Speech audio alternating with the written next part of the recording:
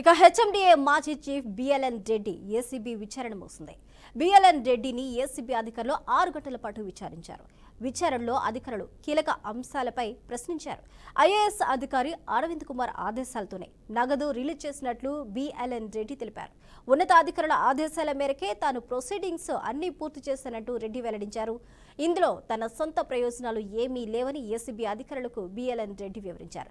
ఒకవైపు మంత్రి కేటీఆర్, మరొకవైపు పై అధికారి ఒత్తిడి వల్లే 55 కోట్లకు సంబంధించి తాను ప్రొసీడింగ్స్ చేసినట్లు బిఎల్ఎన్ రెడ్డి విచారణలో తెలిపారు. ఇదే అంశానికి సంబంధించి పూర్తి అప్డేట్స్ మా ప్రతినిధి ధనంజయ్ అందిస్తారు. ధనంజయ్. Thank you Sapna. ప్రస్తుతం ఈ ఫార్ములా రేసు కేసులో రోజు రోజుకు విచారణ మాత్రం వేగవంతంగా చెప్పొచ్చు. మొన్న అరవింద్ తో జరిగిన ఏదైతే అరవింద్ కుమార్ పై విచారణ కొనసాగింది. నిన్న ఏదైతే కేటీఆర్ పై సుమారు 7 గంటల పాటు విచారణ కొనసాగింది. నేడు పిఎల్ రెడ్డి స్టేట్మెంట్ సైతం రికార్డు స్టేట్మెంట్ తీసుకున్నారు. సుమారు 6 గంటల పాటు కొనసాగిన విచారణలో అనేక కీలక అంశాలను సైతం బిఎల్ రెడ్డి అటు ఏసీబీ అధికారులకు చెప్పినట్టు మనకు ప్రాథమికంగా తెలుస్తుంది. ఎందుకంటే ఇప్పటికే అనేక ప్రశ్నల వర్షంతో ఇటు బిఎల్ రెడ్డిని ఇటు ఏసీబీ అధికారులు ఇరకాటంలో పెట్టారని చెప్తున్నారు. ఎందుకంటే విచారణలో కీలక అంశాలతో పాటు ప్రస్తావించిన అధికారులకు పూర్తి సమాచారాన్ని సైతం అరవింద్ కుమార్ ఆదేశాలు జారీ చేశారు. ఇందులో భాగంగానే అప్పుడు గతంలో ఏదైతే అరవింద్ కుమార్ ఆదేశాలతోనే ఈ నగదు బదిలీ కొనసాగిందని చెప్పేసి ఇక్కడ బిఎల్ రెడ్డి సైతం ఈడీ ప్రశ్నలన్నింటికి సమాధానం సైతం చెప్పారు. ఏదైతే బిఎల్ రెడ్డి చెప్పిన సమాధానాలతో పాటు అనేక అంశాలు సైతం ఇక్కడ ప్రస్తుతం ఒక్కొక్కటిగా మనకు వెళ్లి చూస్తున్న పరిస్థితి మనం చూస్తున్నాం. ఈడీ ప్రశ్నలన్నింటినీ నేను సమాధానం చెప్తున్నప్పటికీ కూడా దాంట్లో కొన్ని మాత్రం వాస్తవాలు ఉన్నాయి. ఎందుకంటే గతంలో ఏదైతే అరవింద్ కుమార్ చెప్పిన విధంగానే దాంట్లో భాగంగానే నేను పూర్తి స్థాయిలో నగదు బదిలీకి సంబంధించిన వివరాలు సైతం ఆయనకు అనుసంధానం చేశానని చెప్పేసి చెప్తున్నారు.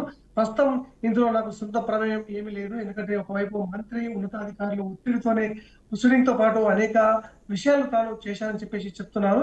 ఈ విషయంగా ఈ ఫార్ములకు సంబంధించిన కేసులో అనేక కీలక పరిణామాలు మాత్రం చోటు చేసుకుంటున్నాయి. గత 4 రోజులుగా ఈ జరుగుతున్న ఈ తతంగానికి తెరపడే ఆస్కారం సైతం ఉందని చెప్పేసి ఇప్పటికే చూస్తున్న పరిస్థితి మనకు కనబడ్డది. అనేక విషయాలతో పాటు ప్రాథమికంగా ఈ ఫార్ములా కేసులో అనేక కోణాల్లో పరిశీలిస్తున్న పరిస్థితుల్లో అటు ఈడీతో పాటు ఏసీబీగా అధికారులు సైతం ఇటు అధికారులను ఇరకాటంలో పెడుతున్న పరిస్థితి చూస్తున్నాం. ఈ విధంగానే నిన్న జరిగిన కేటీఆర్, మొన్న జరిగిన అరవింద్ కుమార్ తో పాటు ఈ రోజు జరిగిన బిఎల్ రెడ్డికి సంబంధించిన సమాధానాలు ఒక్కొక్కటిగా మనకు బయటకు వస్తున్న పరిస్థితి చూస్తున్నాం.